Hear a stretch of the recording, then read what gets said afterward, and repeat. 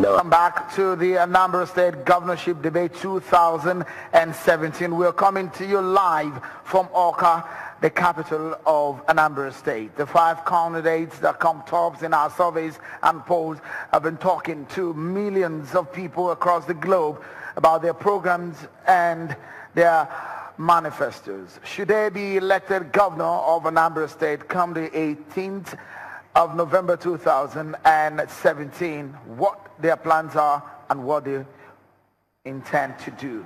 Let's go to a subject that looks like the last one. Now we go into the issues of infrastructure development, very key. And I will begin the same manner. And this is going to be pretty straightforward. For you, as a candidate of the APC, what do you think is that one all-important or very important infrastructure that Anambra State needs to make trade, commerce, and investment thrive?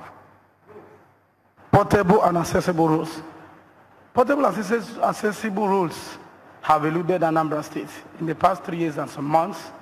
Governor Chris Ngige, when he was governor, Governor PT3 when he was governor, did their best. My own brother did his best within his own limits. If I'm elected the governor of Anambra State, our roads network, we are going to do a lot. Number one, go to Orakwe Street in Onitsha. Go to Ogunabamba Street in Onitsha. Go to Wakenson, Onitsha. Go to here in Gozika, Estubiako Estate in Oka. Go to One. Go to Omona, Agwata.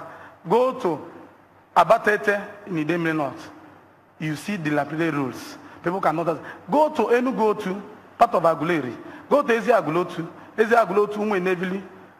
They cannot have access roads and portable roads. I'm saying that if I'm elected the governor of Anambra State, issue of roads should be given utmost priority in terms of infrastructure. That is why, as a member of House of Reps, I led the Committee on Committee on Works here. 7th December last year, they came, the Commissioner of Works joined us, Lord Chumuba, who is present here, and I ensured that 7.5 billion was appropriated.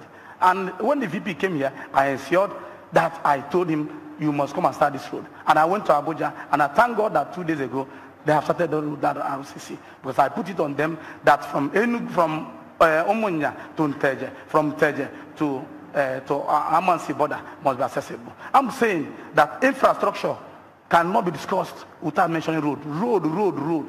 Anambra State cannot be connected. Go to Oka. Oka is like glorified state capital. We cannot proceed like that this way. If I'm elected the governor, Oka must be given a good shape. It must look like capital. All internal roads in Oka, both trailer and truck roads, should be dualized. Go to Abaka Forest. Traders contribute money to be able to give their basic roads.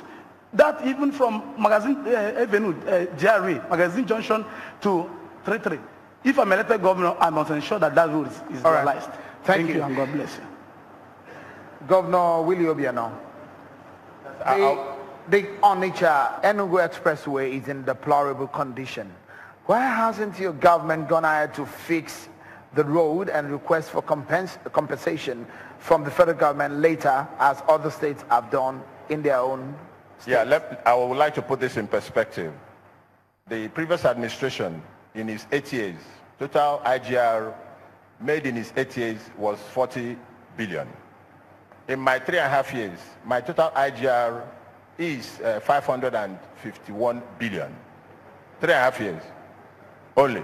But the point I'm also trying to make is the total amount, the last 4 years of the previous administration and my first 4 years, if you check the amount collected and put them in dollars, you will see that he collected 2.27 billion US dollars. I collected only 0.8 million US dollars. That is a proper mark for it. And so therefore I'm getting 40% of what the previous administration got in a recession. Very important. So you can, all these things they are talking, they don't even know the size of the Anambra economy and what have you. So they can't do nothing there. But let me make a proper point for you. If you check the volume of the activities that we are doing, check agriculture. That's why I'm doing all the things I'm doing. Today we are self-sufficient in agriculture, trade, self-sufficient, in rice, for example. Today we have exceeded at the amount we consume. Today we're exporting vegetables, and recently yam to the UK. Yam, yes. And that's a very good point. By the way, the yam is called Adonicha. If you go to UK, you see it. You know, so it's a very important point to make. What is happening here? We are putting money in the hands of the people in the local communities and every other fellow. Look at the 40 million per community project. It has never happened anywhere in Nigeria. 40 million per community. 181 communities getting 40 million. In my next 4 years, they will get, each community plus this one they've gotten, 200 million. 200 million each, because they will be building every year two structures for the next 8 years. So when I come to Obaro, where my friend is, I will say, what are the projects I did in my 8 years? They will be sponsoring 10, 1, 2, 3, you know. And the hands will be penning them because there will be too many of them to count. But the point I'm also making here, which is very critical, is in infrastructure, we focus on... You've not answered the question on why you have not done the Onitsha Enugu Expressway. That's very easy. It is a federal road, and they are owing me 43.8 billion. So what I'm doing now from Umunya up is palliative. If they have paid me any more, they have not paid me kobo since then, and I've told them how to source this money with ease. Okay. Let me tell you, please. This is important. I told them to give me this money. It's very easy. They don't need to borrow any money to get that. Technically, what they need to do is to go to DMO, you know, get a note. That note, the central bank will give it a liquidity status. With that liquidity status, they will give it to us. My 43 billion, I'll go to a commercial bank and discount it. Because CBN has given it liquidity status, the cash reserve ratio in their vaults, they put out the cash, and that's the fastest way to come out of a recession. The cash reserve ratio, you put it out of that, and you give it to them. My note that is 43 may become 35 eventually, if discounted. That 35 will help me to do what I'm doing. And if I do so, that federal road and among all the other roads that are... The time is up on that point. Let me allow you, because I see that you're signaling you want to make a point on that. I want to say that issue of 43 billion, I'm a member of committee. You have a minute to do yes, that. I'm a member of committee on House of Reps. When my brother, Lord Chinwoba, Commission Works came, we were able to tell him as a committee that for 3 billion they're talking about, most of them, they went and did the flyover, the 3 flyovers. No, it's not part of the cost, please. Allow me. It is not part of the cost. Without approval,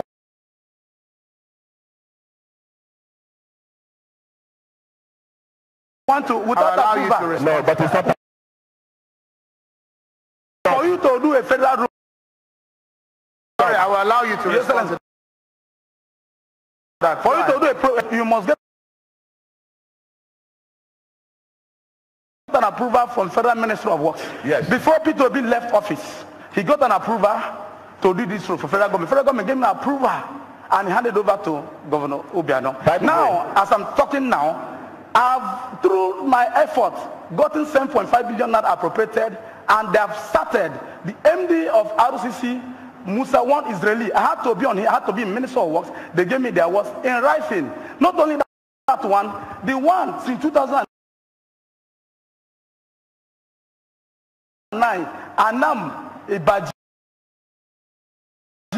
Kogi Road, because so that our people can go to Abuja. Anambra, they cannot go home now. I've gotten 800 million naira. The Niger Cat as a company is already on ground. So only waiting for the rainfall. Quickly, so I'm saying,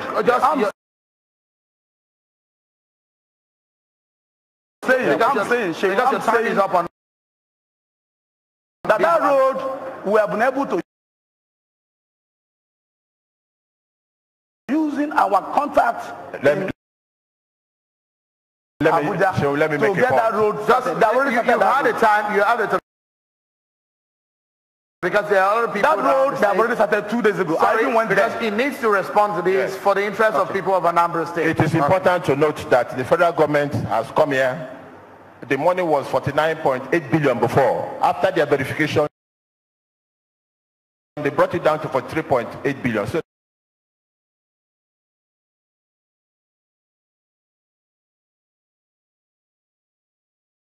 that's not in doubt. It's already penciled down for payment, but the payment hasn't come. And because I wanted the money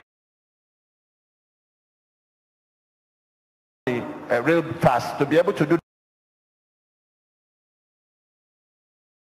the things I'm doing, I had to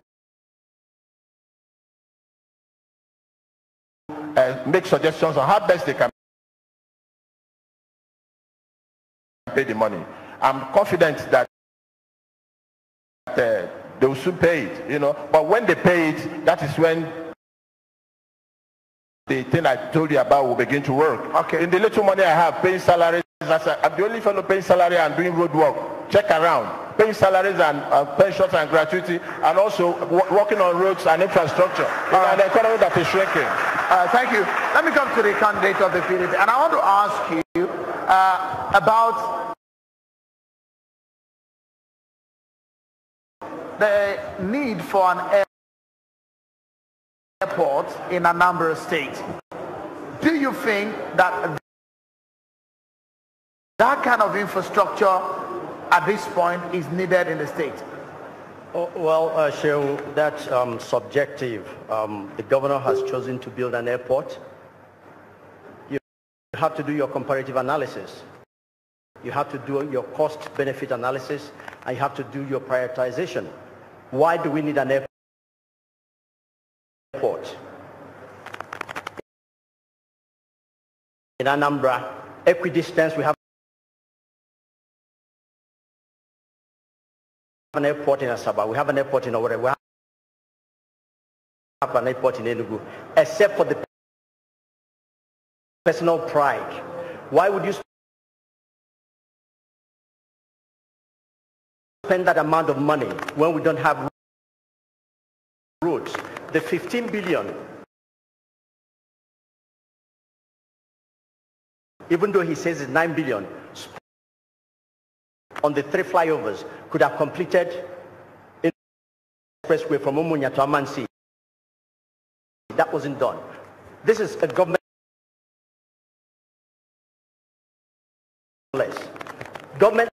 adaptive to do. You use your resources for what it is supposed to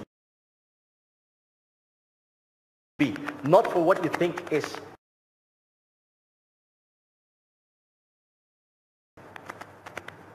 in the real sense of the word, shows you as to be performing. People have a benchmark for measuring what is happening, and it's not happening. It's not happening here. You know, so the point, we need infrastructure. You have resources that you need to put to those infrastructures. You must use the infrastructure in a way that is commensurate and in a way that serves public interest. On the issue of money from the federal government, it's a very straightforward thing. You want to do the due process, come to federal government, present your paper, they give you the parameters, they sign up on it, you go do the roads, you collect your money. When you go and do roads, like we did the bridge, the 3 flyovers, it is a non-regenerative project. The 15 billion or 9 billion, whatever it was sunk in there, we will never get a pay. That is not a government that functions. All right. Just because of the time, we may come back to you at some point. Let me ask the same question. Do you think there is a need for trade and commerce and investment in Anambra State? At this point, do the people of Anambra State need an airport? Sorry, clarification. I'll come back to you because all the people need their own time. Thank you very much. We need an airport. The type of airport we need is not an airport that will be built with $2 billion. I've never seen in the part of the world where an airport in a non-viable state will be built. Excuse me. I will allow you. Listen to me. No, so that it's not only one person speaking, so they also need to have the time to speak. Please go ahead. If I am elected the governor of Anambra State, I'll get the airport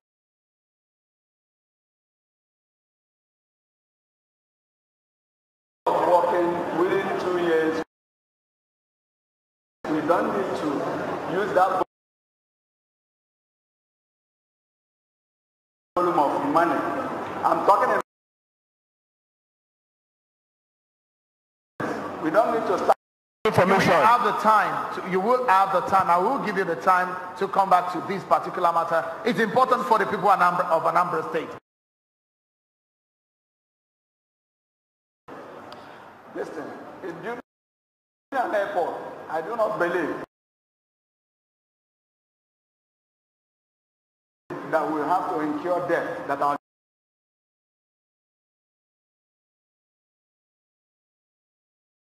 children are not going to be able to pay in the next step and still get the airport working. We do not need to build the airport 1 day, 1 year, 2 years. But we could do them in piecemeal and get the airport working immediately. It's not difficult. It's only the runway, the equipment, all the equipments we need. Then it will go. In 1986-87, I went to Niger State. I flew from Lagos to Niger State. It was an airstrip. They have a runway. But there was no house. It was all like thatched houses. But still, flights come there and people go. So we do not need that type of airport immediately, given the state of economy of this state.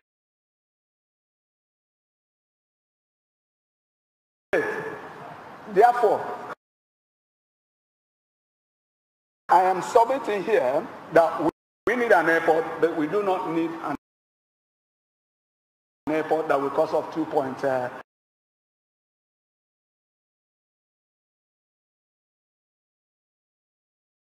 billion. Can I provide information? Please. Please welcome to your time, please. Mr. Chidoraka, you are a former minister of this sector that you once administered.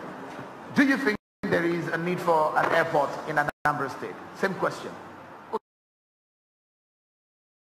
Okay, please, I want to quickly deal with the issue of infrastructure. No, please, if you deal with the issue of airport first.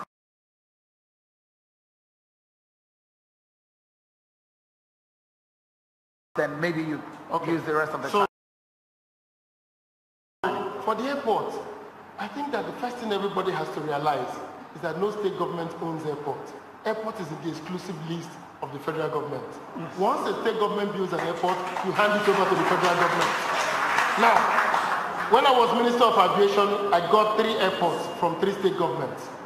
The airport in Bauchi, in Jigawa, and in Kebbi. The 3 airports came to about 47 billion naira, and they are subject of various investigations for inflation. The governor wants to build an aerotropolis around the airport. So the question is, if we have investors who are ready to put $2 billion, which, by the way, $2 billion means you can buy AFAM generating plants, you can buy 6 of it. It means that you can build the 4 terminals with the Chinese loan of Enugu, of Abuja,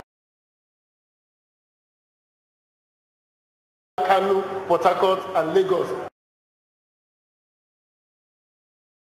It's costing us $500 million to build those 5 new terminals. So if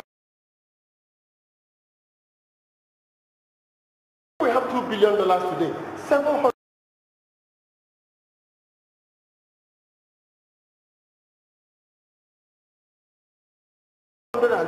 billion naira.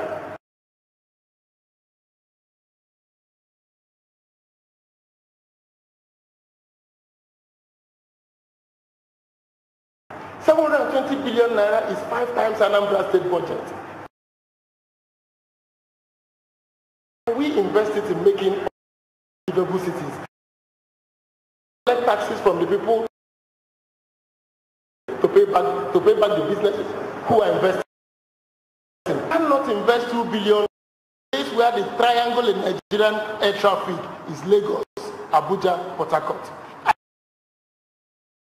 I got an international airline to come to Enugu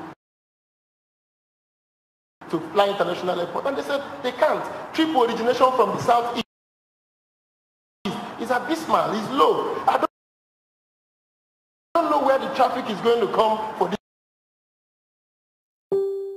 metropolis. If the governor wants to build a new capital in Umule, then he should tell us so. But it is not to hide under the airport to go and build a new capital. We should invest 720 billion naira in building. So can I provide the information? Just a moment. You were as a former minister. Yes. We know the potentialities of Anambra State as a commercial hub. Onitsha is it's not only a hub in Anambra State, it's national because of what goes on in that place. You think that perhaps a cargo airport may be out of place for Anambra State? Not at all. I don't argue about a cargo airport. A cargo airport will actually be very nice for Anambra State. But the question is, which cargo? The cargo that comes into Nigeria from aviation, the cost of the cargo cannot pay for the cost of building a cargo airport today in Nigeria. How much cargo comes into Nigeria? What is the traffic analysis of the cargo? But building an airport in Anambra, which the license was given to Orient Petroleum, so they can go ahead and build a cargo airport if they like. But it will belong to the federal government of Nigeria. And the most important part is that Asaba is 15 minutes away. Nigerian Aviation Authority refused to grant license to Orient Petroleum when they wanted an airport. They were given a license because they said it was critical to their project, because the state is surrounded by airports. There is a distance you need to have between two airports to create the viability, even for safety. So I believe, and I strongly think that what Anambra State needs is, if we decide to build a cargo airport or whatever airport, I think if we have a plan for any metropolis, please, we should use the money and develop our capital city. All right. Please let me provide. You. So you have just 30 seconds to respond to this. The airport in question, Anambra is not putting a kobo, not one kobo. Secondly, it is being 3 partners are in the business. Sino-King of China, the Orient Petrol Resources Limited, Anambra State government. And we have 12, listen, my friend. We have 10%, we have 12% in the equity, and it's not only that they're investing in the airport, they're also investing in the refinery at Nsugbe. Why Nsugbe? The only area that the flood will not take from the oil field in Asia Gulotu is Nsugbe. So the oil coming there, they will process, and the ATK will go into the airport. So we're building a gas station, not only a simple airport, a cargo airport that you can imagine Lufthansa, British Airways coming to Mweri to take airport. Isn't that a powerful vision? All right. They have not seen what I'm saying. Yes. And it will be ready, they've started work, and it will be ready in 3 years. All right, let's move into a very critical part of this conversation, and that is security. And this question is going to go for everyone, starting with you, Dr. Omoye. There's been agitations across the southeastern region. There has been a threat from the indigenous people of Biafra that the people of Anambra State should not come out for the election. The security agencies have stood up against it, made arrests. Should you become the governor of Anambra State, how would you handle this threat that is pervading this region? If I become governor of Anambra, I have to engage these young men and women positively. Most of them don't have jobs. Most of them don't have what they're doing. Most of them are feeling that Igbo men and women are annihilated, are being marginalized grossly. That might be right, that might be wrong. But I believe my people deserve a fair share in the federal government. And Igbo man should not be sidelined anywhere in the world, including this government. If I'm elected the governor of Anambra, I will create jobs. A hungry man is an angry man. A man roaming in the street, he learned how to trade. He could not have money to start. He went to school, he could not get employment. He went and did vocational studies or activity like plumbing and co, no money to take off. If I'm a governor, I will engage them, I will discuss with him, have to find them job, have to give them grants to start business, some other land businesses. I have to find them employment, both at the state and the national level. That is why, as I'm talking to you now, I have it on record that within the past 3 years, I've given more than 150 men and women employment in different federal government parastatals, even when I was not even the House of Reps. So what these young men are doing, are saying, they are not wrong. They are saying that they are frustrated. They are saying that our people are sidelined and marginalized. They should not be shoved. They should not be declared rebels. They are not rebels. They are brothers and sisters. When I was announced president, the best way to engage young men once start agitation. Remember that I came from activism. Remember that I fought suppression and injustice all my life. In fact, I'm part and parcel of them because I share their grievances. I'm saying that if I'm elected the governor of Anambra, I will engage them. I will give them employment. I will give them grants. I will make some of them to be responsible. Some of them are not responsible. Some are responsible. So what I'm saying, that government should not ignore them. Rather, government should engage them and make them to live a better life. Thank you. Thank you. So the same question goes to you. Do you see that the IPOB is gradually becoming a big threat in this region, and how would you handle that situation of that agitation in the region? Let me make the following points. There has been a wave of agitation across Nigeria, in the southwest, in the south-south, southeast, in the northwest, and what have you. What that simply tells you is there's time for sit down and restructure. That is the time to sit down around the table and listen to the point. And to do so, you will, what APGA stands for the people of the southeast and people of like minds, it represents that. Look at the Anambra State government, the jobs we are creating for, you didn't ask questions on that. We have created 600,000 plus jobs. Youths in agriculture, trade and commerce, oil and gas, industrialization. These are what my brothers IPOB want. We sympathize with their point. They are making good points. Marginalization, that's very good. We are not getting the employment. Our routes are abandoned by federal government. That's fine, but that is not the way to go. A proper democratic process that is APGA will go there and democratically win some of those agitations, the things that they are making. Thank you so much. You have the floor now. Same question. How would you handle, and do you even see as a major threat in the region? Well, Shehu, I take this from the point of the Constitution. It is most regrettable that what happened. Before IPOB, we've had militancy in the Niger Delta. They were never declared terrorists.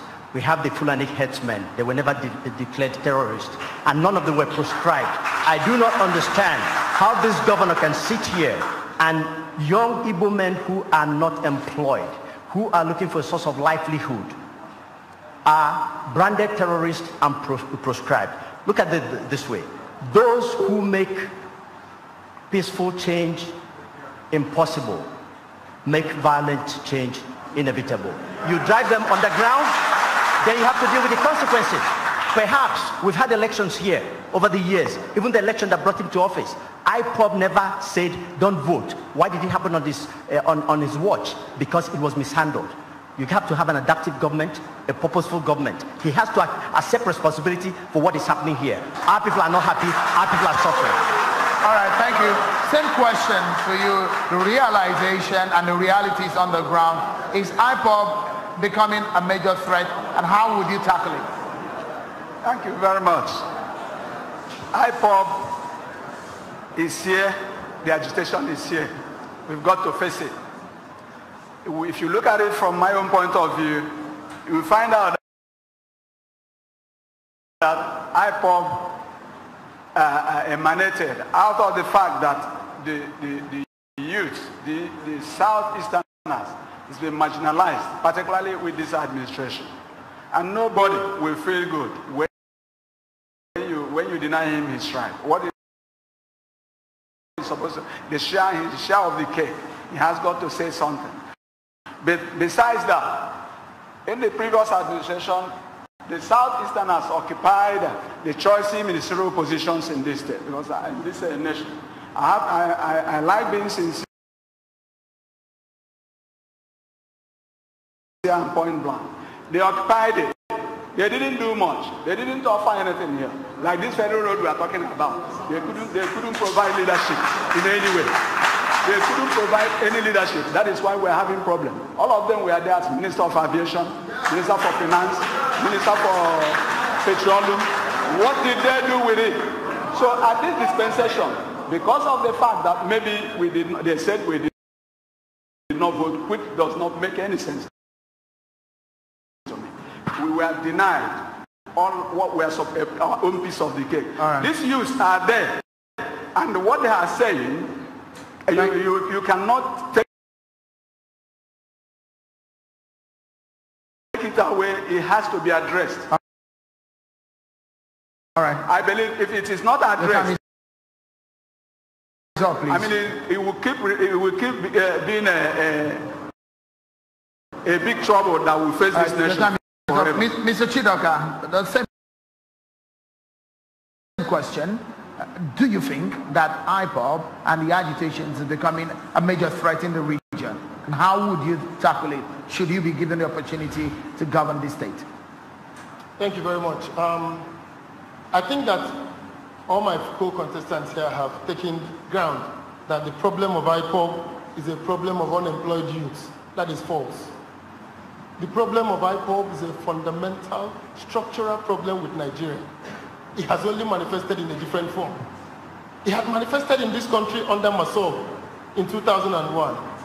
And the chairman of Massoub was taken to court, charged to court, imprisoned, and was granted bail, and is still on bail till today. When Massoub failed, people have forgotten that Nnamdi Kanu was the London chairman of ABGA. The whole idea of ABGA was we wanted a party that would represent Igbo interests in fighting for the rights of Igbos in Nigeria. It was the failure of ABGA. It was ABGA turning into a money-making machine. It was ABGA detracting from its function as a political party that will speak for Igbo that led to the new wave of agitation. The people that are agitating all over the world are not unemployed. They are doctors, they are lawyers, they are engineers, Igbo people. They are saying that the feeling of impotence, the inability, the construction of the Nigerian state, the Nigerian state that is existing now was not the Nigeria that our founding fathers found.